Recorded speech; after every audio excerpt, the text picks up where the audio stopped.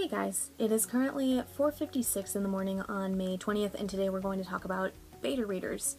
On Sunday, it is currently Wednesday morning. After I finished edit 4 of Letters from Madman, I sent it to one of my beta readers for an opinion on the story as a whole, as well as some of the smaller moving parts to it. This video in specific is going to cover what betas are, where to find them, and what kind of questions to ask them in order to get the best feedback that you can. And because I want to go a little more into depth on my beta readers' feedback for Letters from Madman, I'm going to make that one a separate video. And then this one will be specifically for people that are looking for one or looking to write questions to ask one. So, to start with, the most important question is, what is a beta reader? First and foremost, a beta reader is different from an alpha reader, a critique partner, or an editor. I've seen a lot of people looking for a beta, when in reality they're looking for all three of those aspects rolled into one person, which you're not going to find, specifically because an alpha reader and a beta reader conflict with each other. An alpha reader is someone who reads and provides feedback on your manuscript, generally in its first draft form. It doesn't go through a ton of editing first or anything like that. It's first draft, here you go, what do you think of it as it is? And a critique partner helps look at your manuscript more from a writer's perspective rather than a reader's perspective, and it helps you to nail down issues with the craft of writing a book rather than just the overall plot of the book and stuff like that.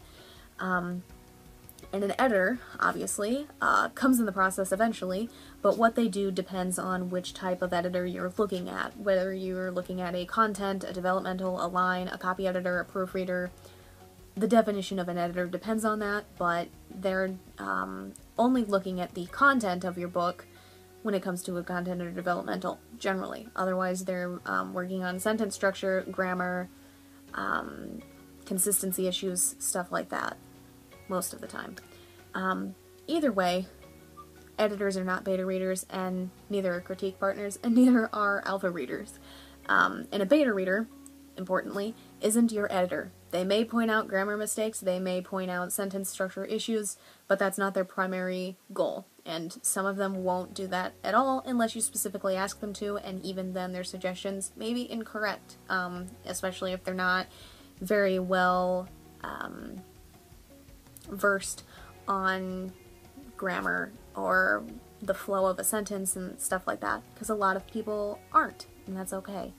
But a beta reader in specific reads and reviews your manuscript from the perspective of a reader, and they don't look at the first draft. That's the important part. A beta reader sees your book after you've self-edited it a few times. I did it after my 4th edit of Letters from Madman anyway. You want your plot solidified before a beta points out what's confusing to them, what they would have liked expanded, or what they wish they would have seen less of in your story. If you have a beta go through your book before you're happy with the majority of the plot, the suggestions they make may not be relevant at all, because you might go through and change things according to what you like, and their feedback becomes pointless, and then you have to go out and find even more betas to read the new version of your book that may have changed a ton from first draft. Some people write a first draft that's very, very, very close to what the end result is, and other people write a first draft that's completely different than the end result. So you want your beta reader to go through after you're satisfied with what it currently sits at in the terms of the plot and the characters, and then they will point out to you the things that they believe are still an issue after that. When it comes to finding a beta reader, you have several choices and avenues to explore. You can always ask family or friends to be your beta readers, but you want honest feedback, and you might not always get that from family or friends. It completely depends on what kind of family you come from. It completely depends on who your friends are. Some are more honest than others, and others will only tell you that they really, really like your story. I do that with people I'm not even friends with. I generally am not reading their books. I'm just, good job, that's great, you're doing amazing, and that's because I'm a cheerleader for a lot of people. And that's going to be the case with a lot of your family and friends. So if you have family or friends that you know can answer the questions that you ask them without being too brutal, you don't want a brutal reader. You want someone who is brutally honest without telling you that your story just sucks. They need to have suggestions, not, I absolutely hated this, deal with it.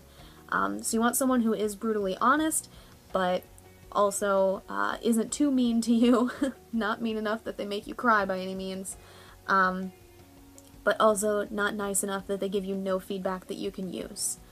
But outside of family and friends, you can also search in the online writing community for a beta reader. There are, in specific, Twitter, Instagram, Facebook, I'm sure Tumblr does it. You can find a beta reader pretty much anywhere online. There are tons of places on, like, Goodreads. There are Facebook groups designated to it. I think there are NaNoWriMo forums for it. You can just tweet out to the writing community. You might get lucky and someone will see it. Sometimes people ask you to write down what your book is about, put it in the comments, and if anyone else is looking, or in the replies in regards to Twitter, will ask you what your book's about, and anyone else who is interested in your book will beta swap with you. And a beta swap is when you switch manuscripts with another writer, and that's a lot of what happens online, but sometimes you can also find a beta reader who's not actively looking for one either.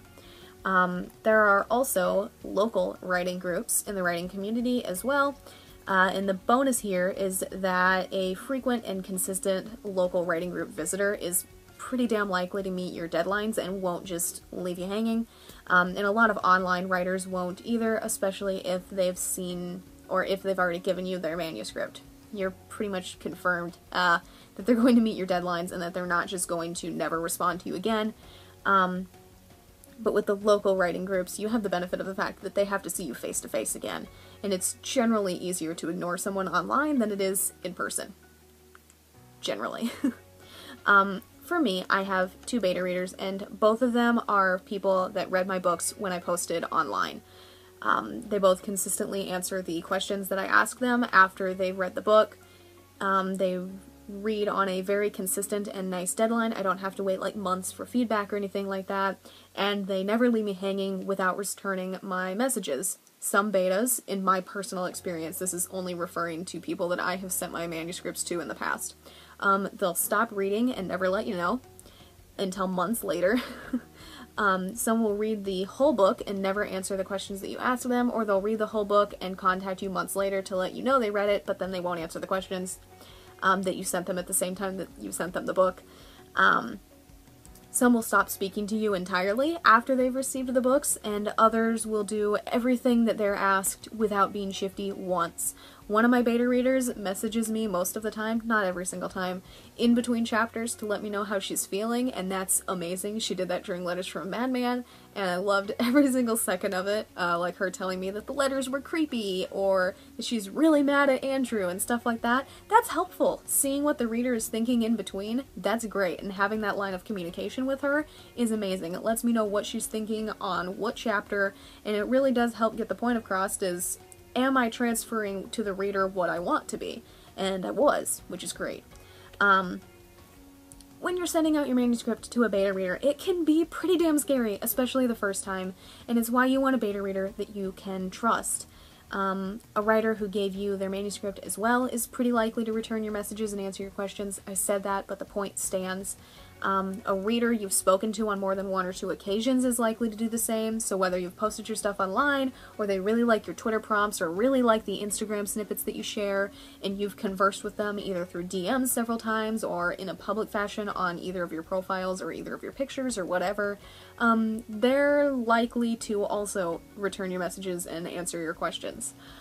Because you've established a relationship of trust, and more than likely, if you've conversed with them multiple times, at least one of you will consider the other a friend.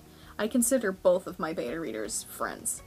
And they're still very honest with their questions, and with answering the questions, and both of those aspects are important to me. Someone you see pretty often face-to-face is not very likely to stand you up.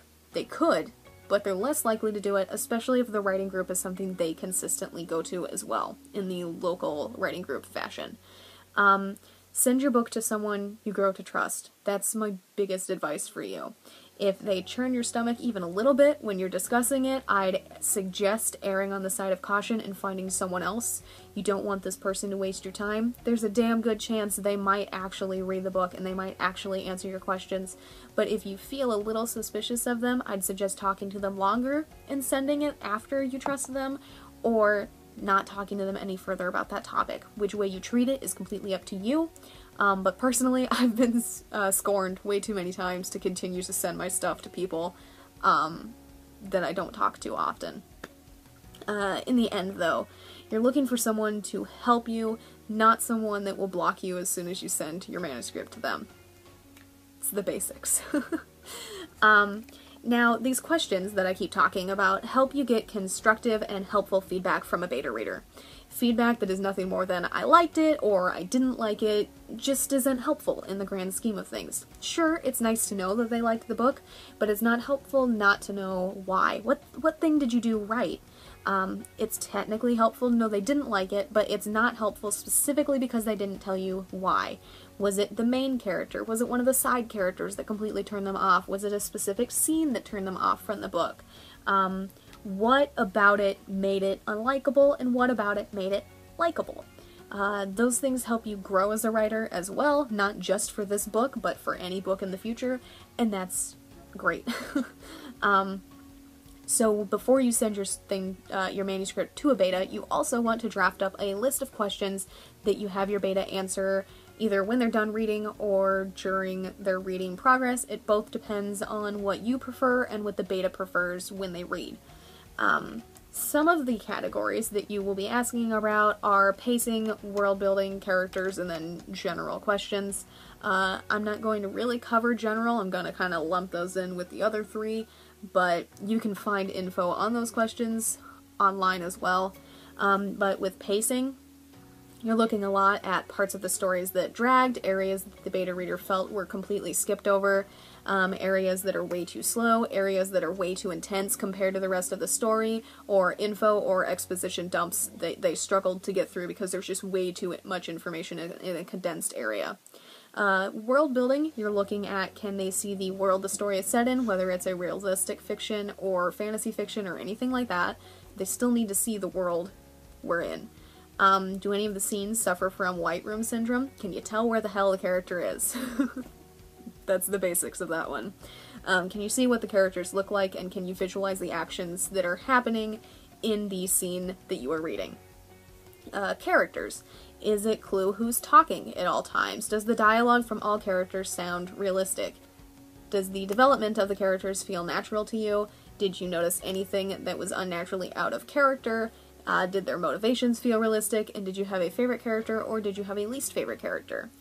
These are just some of the things that you want to ask a beta reader. Like I said, I'm not going through every single one of them. For Letters from Madman, I asked a total of 37 questions. Aside from the ones I listed, I asked a few general things, and then I asked things that I was concerned about in Letters from Madman specifically. Was the ending with the killer featured in the book satisfactory? Did you understand his motivations for robbing the bank? Did you understand his motivations for sending the letters? Did the chapters from his point of view give you an insight into his mind? Did you understand Hilo's reaction to Taki's relationship with her lieutenant? Those were all things I was concerned about. Those were things I weren't sure were conveyed correctly, and I wanted to make sure that that they were. I needed to know that. That was important to me. So, tailoring your beta reader questions to your story alongside having the general questions is incredibly important, and it will help you get the greatest amount of feedback that you possibly can, and the most helpful amount of feedback that you possibly can on the things that you need to work on the most to make your story the best that it can be. If you're currently searching for a beta or awaiting beta feedback, I wish you the best of luck, and I hope everything goes great for you. I did my best to cover what I could in this video, but if you have questions on any of it, feel free to ask them down below, and I'll do my best to answer what I can. The next video in this beginning to end series will cover receiving feedback and how to implement it in your story. Because this series is a beginning to end thing on Letters from Madman, I will obviously be using the feedback from that story to walk you through the process. But with all that being said, that's all I have for this video. If you enjoyed, a like is always appreciated, and if you'd like to stay updated on my writing, my editing, the gaming videos I upload roughly every Friday, or this series, feel free to subscribe. I'll have links to my authors pages, as well as links to my social media in the description down below. Thank you guys so much for watching, and I will see you in the next one. Bye for now.